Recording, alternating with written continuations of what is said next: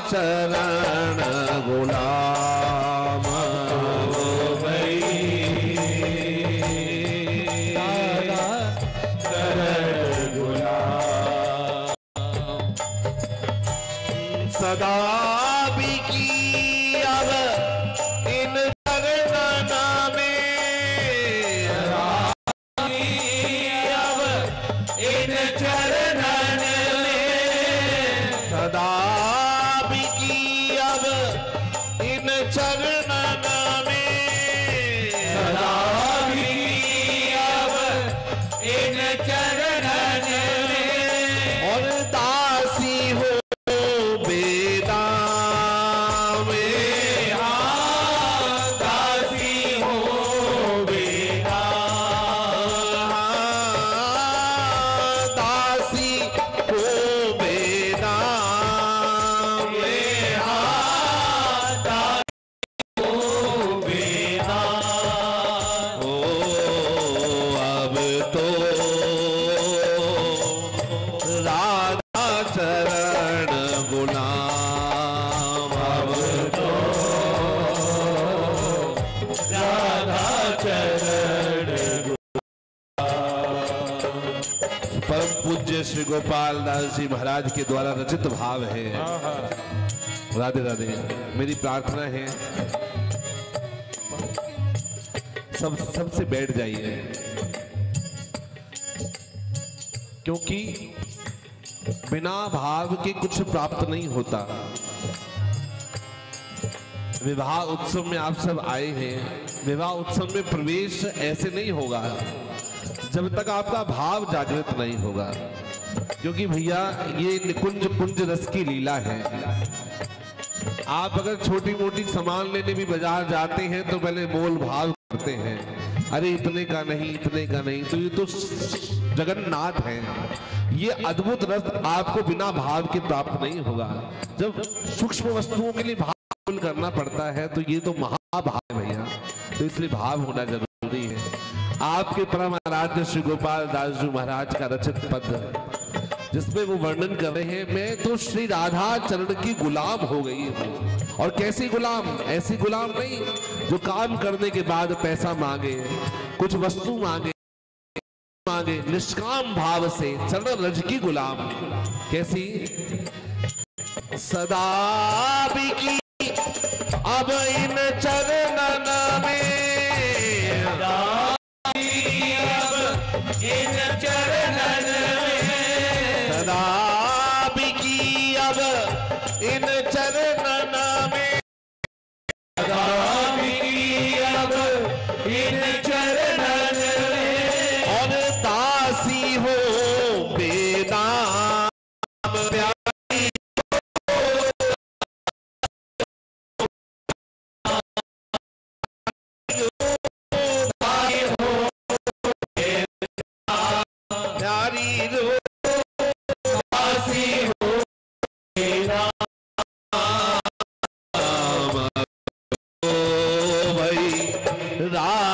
चरण गुलाम अब राधा चरण गुलाम अब भई राधा चरण राधा चरण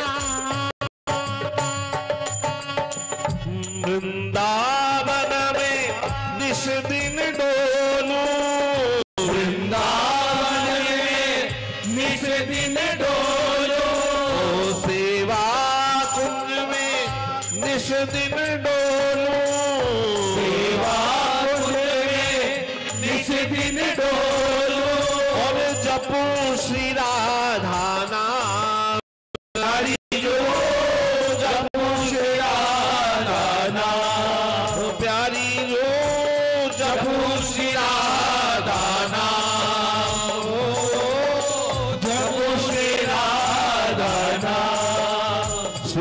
गोपालदास जी महाराज नित्य निरंतर सेवा कुंज में विराजते थे, वृंदावन विराजते थे, परंतु बार बार एक बात कहते थे क्या कि मैं जिस भी अवस्था में रहूं श्री राधा नाम लिप्त रहूं, मैं जहां भी रहूं श्री राधा नाम लेता रहूं। श्री राधा नाम लेना भी हमारे सामर्थ्य की बात नहीं है, क्योंकि कृपा धन है, आपने इतना सुंदर विवाह उत्सव कर लिया, आपका बहुत है तो आप वृंदावन तीर्थ यात्रा पे चले गए, आपका बहुत धन है तो आपने सुंदर नहीं, ये साधन साध्य नहीं है, ये कृपा साध्य है। श्री किशोर जी का नाम लेना भी हमारे सामर्थ्य की बात नहीं है। जब कितने जन्मों का पुण्य उदय होता है तब जीव की ओर ललायत होता है, फिर प्रेम जागृत होता है, तब राधा होती है। बार बार चाहिए हे लाडली जू जिस नाम विसरण ना आपको रहना चाहिए, इसीलिए यही श्री गोपालदास जी वृंदावन निश दिन डोलू, वृंदावन निश दिन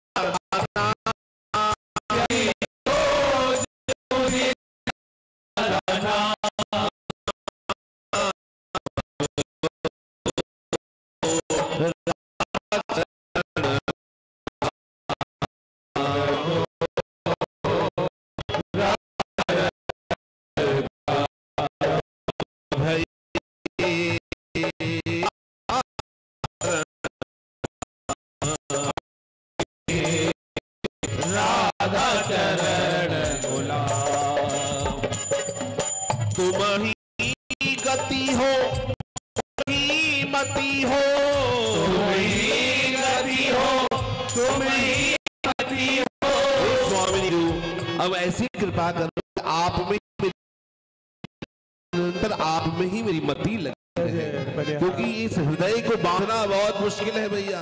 जितना मर्जी बांधने का प्रयास करेंगे बंधता नहीं है। आप कहेंगे चलो श्री जी के उत्सव में चले, कीर्तन में चले, कथा में चले, संकीर्तन में चले, परंतु इसकी दिशा विपरीत होती है, ये वहां अधर्म हो। इसलिए बार बार मन को खींचना है, बार बार मन को बांधना है। और क्या कहना है, तुम ही गति हो, तुम ही मति हो, तुम ही गति हो, तुम ही मति हो, और तुम प्यारी जो तुम मेरा काम आपसे हो, मेरा नाता आपसे हो, मेरी मति आपसे, मेरा और कोई हो ही ना है प्रियाजू। इसलिए अरे अब राधा चरण गुलाम, अब वही राधा चरण गुलाम, अब भई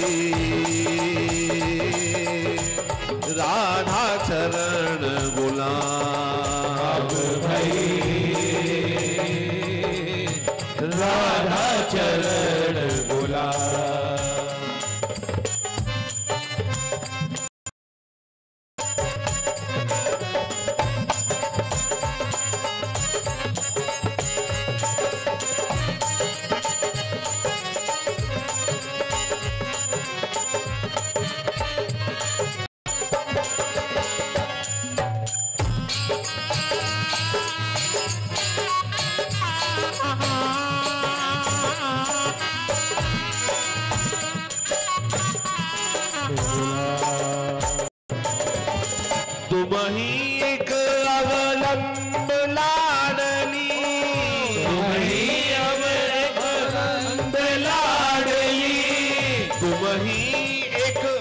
अवलंब लाडली, तुम ही एक अवलंब लाडली, और सुख सिंधु अभिराम प्यारी जो सुख सिंधु अभिराम, मेरी प्यारी जो सुख सिंधु अभिराम, प्यारी जो सुख सिंधु अभिराम।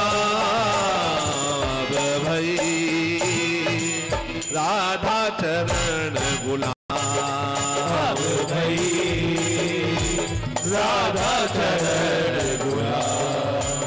श्री गोपाल हित हरि स्वामिनी, श्री गोपाल हित हरि स्वामिनी, श्री गोपाल हित हरि स्वामिनी, श्री गोपाल हित हरि स्वामिनी। श्री गोपाल दास जी महाराज की जय हो, गुरुदेव भगवान की जय हो। श्री गोपाल हित हरि स्वामिनी, श्री गोपाल हित हरि स्वामिनी। जो निरंतर, जो संत नित्य निरंतर सेवा कुंज में बुहारी करते थे, नित्य निरंतर श्री राम नाम लेते थे, वो भी क्या कह रहे हैं, हम आप तो क्या कहें भैया, हमारी गति तो कुछ है ही नहीं, परंतु जो नित्य निरंतर सेवा में है, भाव में है, वो भी क्या कह रहे हैं, अपनी दोनों भुजाएं उठा के ए अब तो लेना धाम प्यारियों, अब तो लेना धाम मेरे प्यारियों, अब तो लेना धाम प्यारियों, अब तो लेना धाम। अब भई राधा चरण गुलाम, अब भई राधा चरण गुलाम। और गुलाम कैसा होता है, राधे राधे, ध्यान से सुनिए। गुलाम कैसा होता है भैया, जिसका अपना सुख तो कुछ होता ही नहीं है, जिसका सुख केवल अपने प्रियतम के सुख में सुख होता है, वो गुलाम होता है। और जीवन में जो कुछ अपेक्षा नहीं रखता कि मैंने संकीर्तन किया मुझे ये प्राप्त हो जाए, मैंने उत्सव किया मुझे ये प्राप्त हो जाए, मैंने ये यात्रा करी मुझे ये प्राप्त हो जाए, अभिलाषा नहीं होती। जो बेदाम, मैं तो हूं बेदाम सखी, आपके चरण कमल की चेली। तो इसलिए चरण कमलों का दास गुलाम वही है भैया। दास नहीं कहा, दासी नहीं कहा, क्योंकि दास दासी के हृदय में भी कभी अभिलाषा उत्पन्न हो सकती है। गुलाम कहा। गुलाम का भाव क्या है, सदा बिकी अब इन चरणन में, सदा बिकी अब इन चरणन में, सदा बिकी अब इन चरणन में, सदा बिकी अब इन चरणन में। और दासी हो बेदाम, दासी हो बेदाम, दासी हो बेदाम प्यारी हो, दासी हो बेदाम। अब भई राधा चरण गुलाम, अब भई राधा चरण गुलाम, अब भई राधा चरण गुलाम, अब भई राधा चरण गुलाम। राधा राधा राधा राधा राधा राधा राधा राधा राधा राधा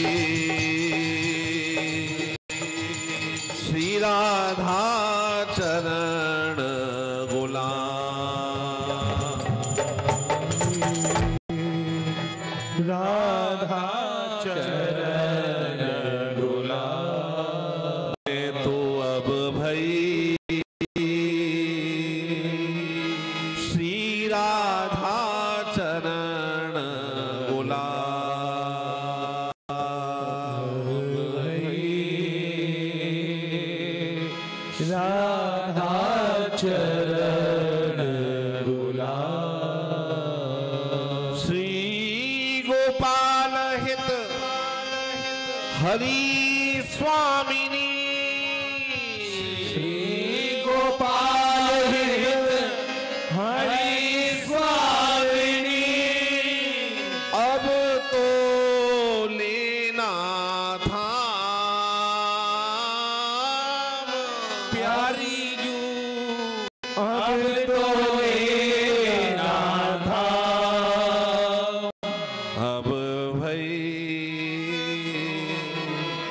श्री राधा चरण गुलाम।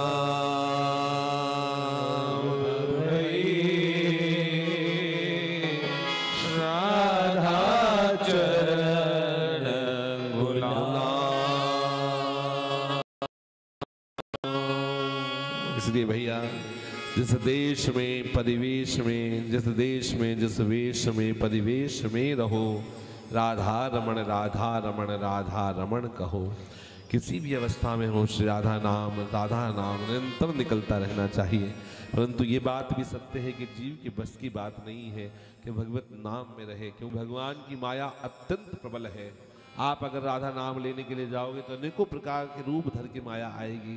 कभी आलस्य के रूप में आएगी, कभी किसी के रूप में आ जाएगी, कभी किसी रिश्तेदार के रूप में आ जाएगी, कभी किसी प्रेमी के रूप में आ जाएगी, कभी किसी भी भाव से आपके अंदर प्रवेश करेगी। परंतु उस पर निवारण क्या है?